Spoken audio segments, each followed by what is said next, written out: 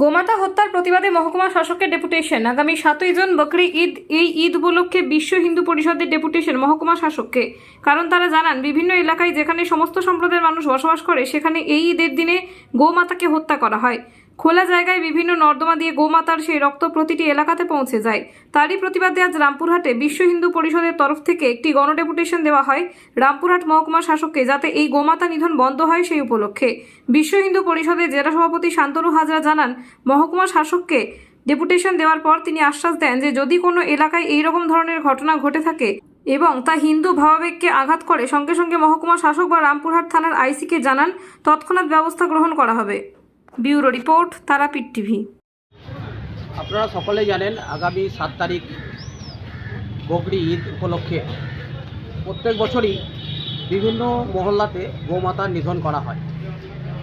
তো গোমাতার নিধন করার সময় দেখা হয় না যে পার্শ্ববর্তী যারা বাস করছে হিন্দু সমাজ, তাদের ভাবাবেগে ভীষণভাবে আঘাতপ্রাপ্ত হচ্ছে। কারণ হিন্দু সমাজ গোমাতার পুজো করে, দেবতারূপে পুজো করে। তো গোমাতার রক্ত তাদের ড্রেনের উপর দিয়ে বয়ে যায়, সেই রক্ত দেখে হিন্দু সমাজের চোখ দিয়ে জল পড়ে, তারা ভীষণ ব্যথাপ্রাপ্ত হয়।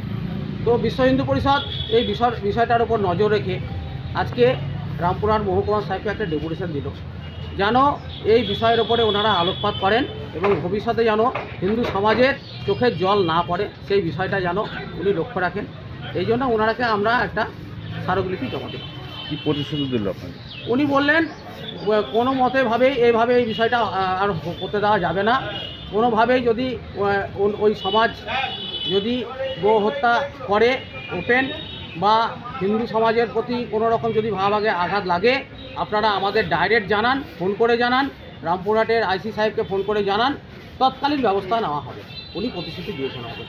কি নাম, কি পরিচয়? আমার নাম শান্তনু হাজরা, আমি বিশ্ব হিন্দু পরিষদের জেলা সম্পাদকের দায়িত্বে আছি।